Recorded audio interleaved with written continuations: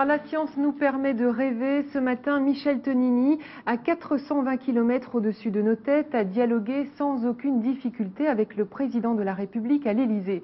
Ce soir, le dialogue a repris, mais cette fois avec le ministre de la Recherche, Hubert Curien. Nous nous mêlerons à leur conversation dans un instant, mais d'abord en images, cette première journée de rêve sur la station orbitale Mir, Daniel Durandet. Soyuz TM15, après 48 heures d'une course-poursuite effrénée dans l'espace à quelques 30 000 km/h, a finalement rejoint à la minute près ce matin l'immense station orbitale Mir. Un arrimage en douceur d'une extrême précision à 420 km d'altitude au-dessus de la mer d'Aral. Honneur au Français Michel Tonini de pénétrer le premier dans la station spatiale suivi par Radviev et Solovyov qui s'installent eux pour l'hiver jusqu'en janvier 93 à bord de Mir. Au programme de cette première journée de Michel Tonini, un dialogue d'une quinzaine de minutes avec François Mitterrand, suivi par le début des expériences de biologie à bord de ce véritable laboratoire scientifique. On rejoint tout de suite au CNES à Paris Hubert Curien qui dialogue depuis un quart d'heure avec Michel Tonini. Nous allons écouter quelques instants leur conversation. Nous voudrions informer nos compatriotes et tous ceux qui vous regardent de la nature des expériences que vous allez faire et tout spécialement des expériences de biologie. Est-ce que vous pouvez dire quelques mots à ce propos? Oui, bien, les expériences de biologie se composent de plusieurs expériences. Il y a notamment l'échographie, où nous allons étudier les modifications du cœur et de certains organes bien précis en apesanteur. Et on va faire une expérience qui sera importante, qui sera un essai dans un vêtement qui recrée une dépression dans les membres inférieurs du cosmonaute, en même temps que l'on fera une échographie sur 3 points moyens de l'organisme. De façon à faire un contrôle de cette contre-mesure qui est cet appareil à basse pression. Cette expérience d'échographie est également couplée d'une expérience d'analyse de sang, de salive et d'urine. Et ensuite, on fait une autre expérience qui s'appelle Viminal. C'est une expérience sur l'analyse des rotations mentales et sur les modifications entre les données que l'on peut avoir au sol et les données que l'on a dans l'espace. Et le dernier volet de cette expérience médicale biologique, c'est une expérience sur les illusions et la façon de mieux exprimer la différence qu'il peut y avoir dans les problèmes neurosensoriels d'adaptation à l'apesanteur. Hubert Curien. Vous ressentez qui vous paraît très différent des sensations normales sur Terre. Le fait que les masses sanguines soient réparties de façon originale dans l'espace vous donne un sentiment particulier? Le fait que les masses sanguines soient réparties vers le haut du corps donne des sensations qui ne sont pas très agréables, il faut reconnaître. On a l'impression d'être la tête en bas en permanence. Donc quand on mange, on a des aliments qui sont bloqués dans la partie supérieure du corps. C'est pas un état humain très agréable. Hubert Curien, pardon de vous interrompre. Est-ce que ces difficultés disparaissent? Pour les illusions, on a un petit problème dans la station, c'est que chaque module est orienté différemment. Donc à chaque fois que j'arrive dans une nouvelle pièce de la station, il me faut 2 secondes pour me recaler et pour me dire, bon maintenant où est le plancher, où est le sol, de façon à pouvoir m'orienter dans un cadre de référence que je connaissais au préalable. Hubert Curien, pardon de vous interrompre. Je ne sais pas si Michel Tonini peut nous entendre. Est-ce qu'il peut nous donner ses premières impressions sur cette journée de rêve? Est-ce que le rêve est aussi beau? Il avait parlé tout à l'heure d'une journée de rêve. Est-ce que Michel Tonini nous entend d'abord? Michel Tonini, est-ce que vous nous entendez? Je vous entends très bien, oui. C'est toujours une journée de rêve, parce qu'arriver dans une station comme celle-là, ça a commencé pendant l'arrivage où on vu la station grandir de plus en plus dans le périscope du vaisseau. C'est une station qui est immense. C'est indescriptible de voir quelque chose d'aussi grand qui se fait dans les 250 mètres cubes et dans les 100 tonnes, qui est dans l'espace à quelques 400 km d'altitude Et à l'intérieur, chaque centimètre carré est rempli d'instruments de travail, d'outils, d'ordinateurs, d'appareils photo, de magnétoscopes, d'appareils enregistreurs médicaux. Enfin, c'est extrêmement complexe tout ce qu'on peut avoir, tout ce que l'on peut trouver dans la station. Ce matin, vous avez dialogué avec François Mitterrand. Vous avez souligné l'importance des vols habités européens, notamment d'Hermès. Vous craignez visiblement que ce projet n'aboutisse pas ou soit très retardé? Michel Tonini. Parce que moi, je suis rentré dans cette situation en 85. À l'époque, on parlait d'Hermès. Et moi, j'étais volontaire pour faire des vols habités avec une coopération russe ou américaine, dans le but de me préparer pour Hermès. À l'époque, c'était un projet qui tenait bien la route.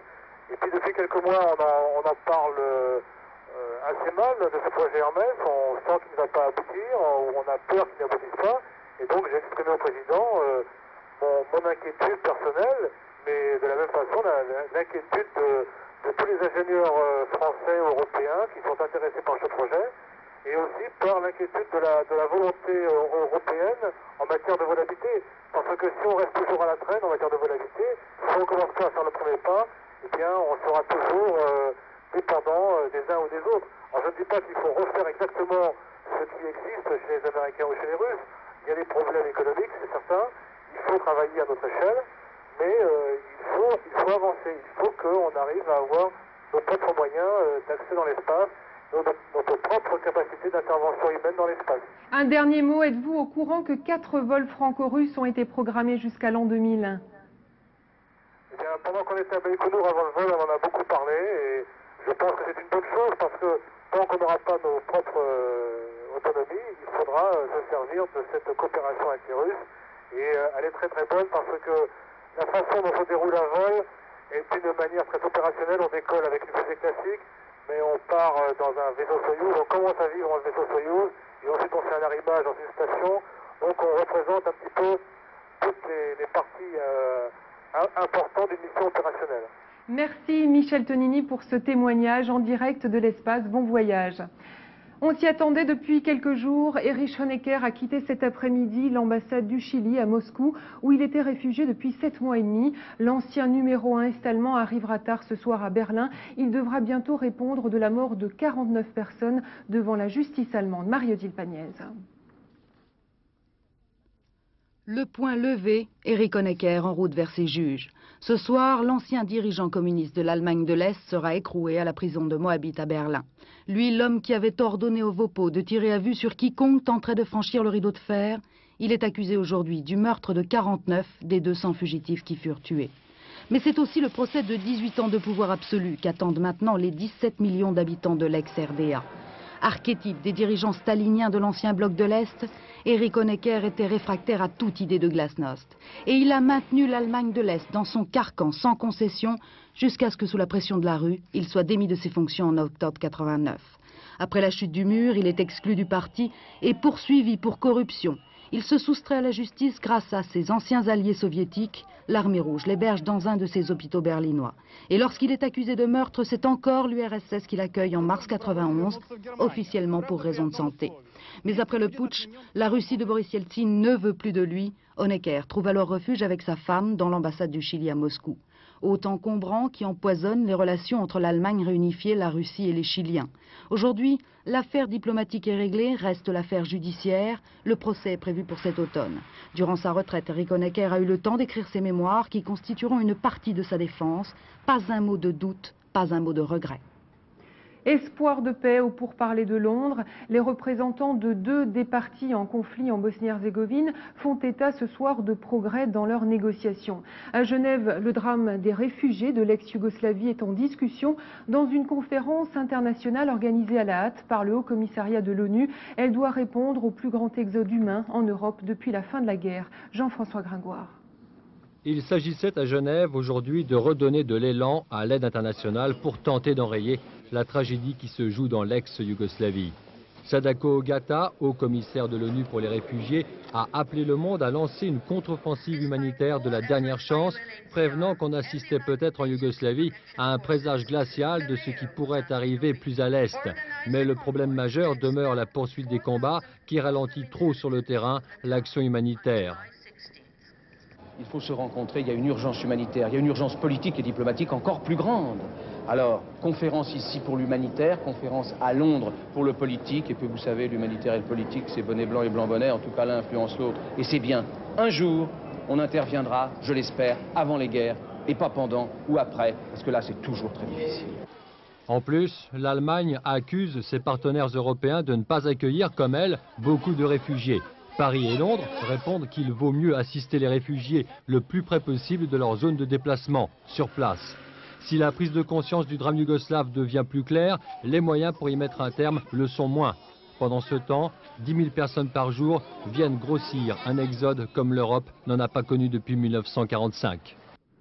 En France, 6 jours après sa disparition, le corps de la petite Nadja a été retrouvé cet après-midi dans une banlieue de Lille. L'enfant âgé de 4 ans avait disparu avec un homme de type européen.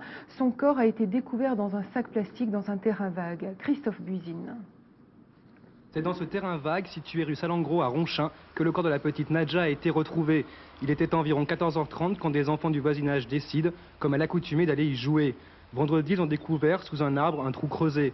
À côté se trouvait une bâche. Aujourd'hui, surprise, la bâche a été déplacée et recouvre le trou. Il raconte la suite.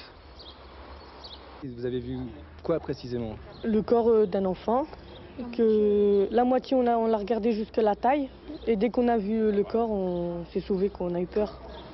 Arrivé sur place vers 15 h, la police a procédé aux vérifications d'usage.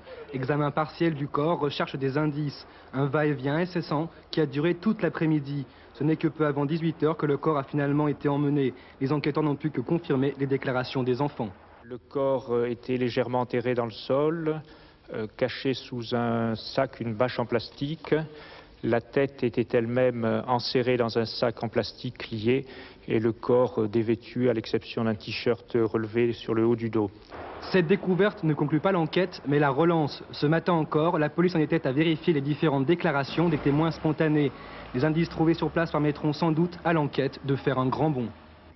Le procès de la contamination du sang par le sida. Pour la première fois, l'avocat de l'association des hémophiles a donné un chiffre précis des dommages causés. Il demande 2 millions de francs pour chacune des 30 parties civiles du procès. Au centre des débats aujourd'hui, l'argent et la politique. Compte rendu de cette journée d'audience à Nrangère. Comment parler le langage cru de l'argent dans cette salle qui résonne encore des cris de douleur des familles?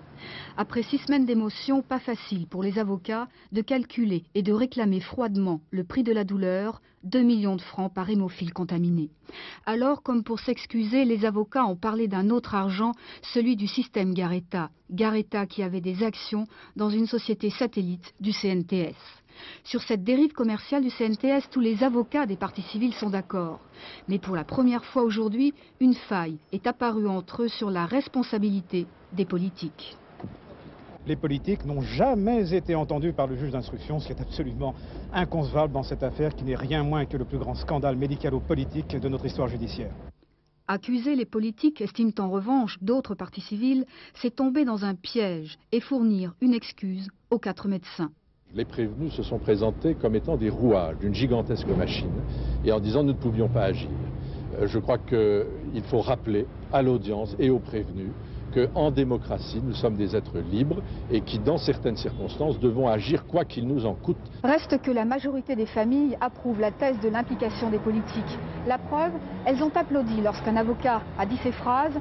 Le procès va se terminer le 4 août, l'anniversaire de l'abolition des privilèges par la Révolution. Que ce 4 août marque aussi la fin d'un dernier privilège, l'impunité des politiques. Jean-François Philippi, l'ancien président du club de Bastia, et Bernard Rossi, directeur de la société de contrôle Socotec pour la Haute-Corse, ont été remis en liberté aujourd'hui. Les 2 hommes étaient écroués depuis 2 mois et demi à Bastia. Ils sont inculpés d'homicide involontaire et coups et blessures involontaires dans le cadre de l'enquête sur la catastrophe de Furiani.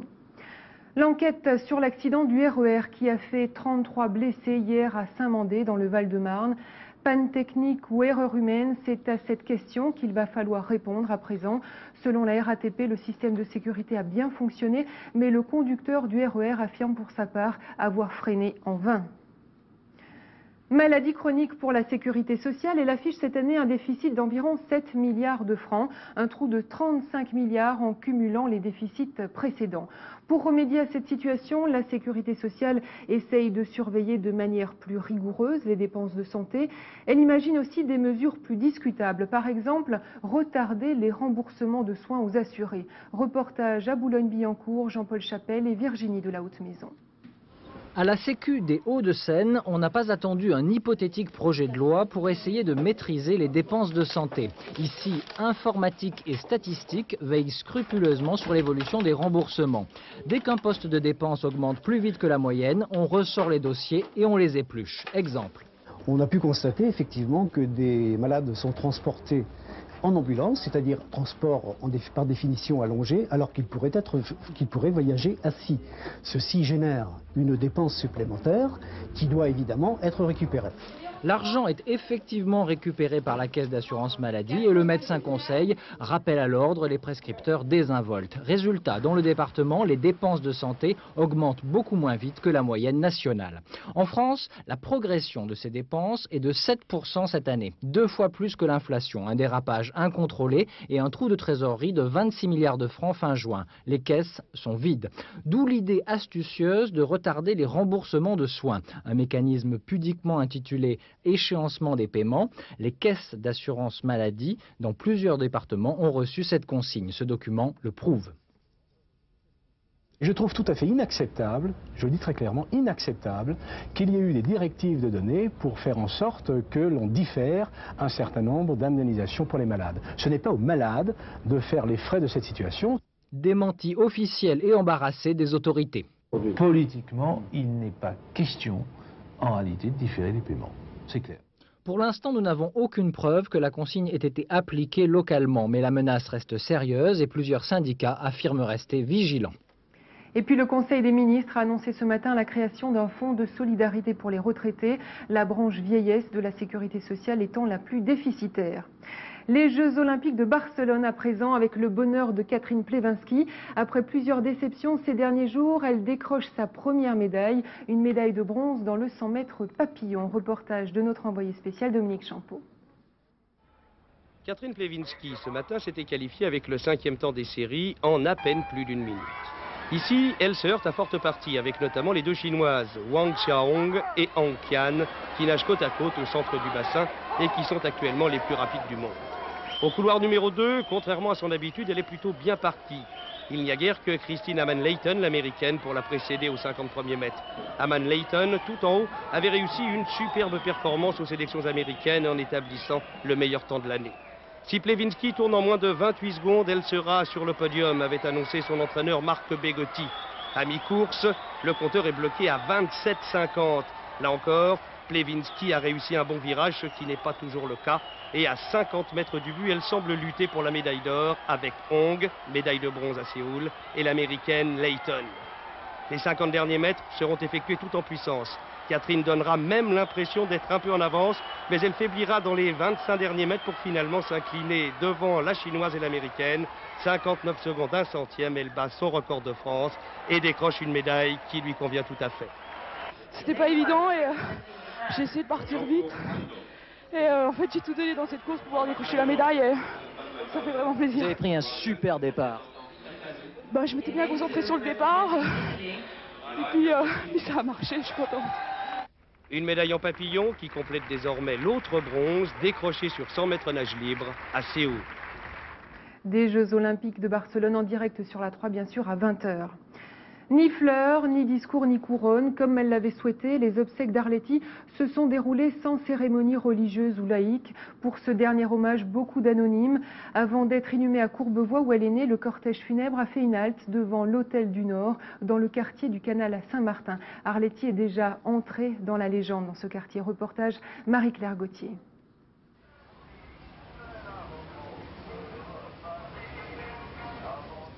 Campait le rôle de Mademoiselle Raymond, une rôdeuse de berge. Et Louis Jouvet, Monsieur Edmond, son manager. Je suis sûre que tout le monde monde se rappelle de la célèbre réplique d'Arletty. Le décor étant planté, il ne nous reste donc plus qu'à écouter.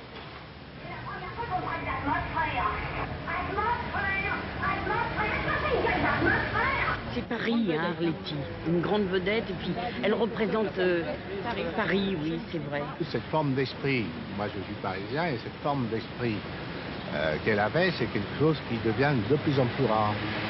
Elle représentait son époque, comme...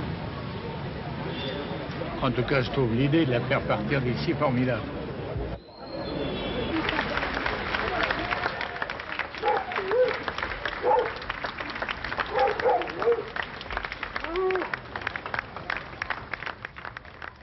Une image d'Arletty, mais il y en a. J'en ai 1000 d'images d'Arletty.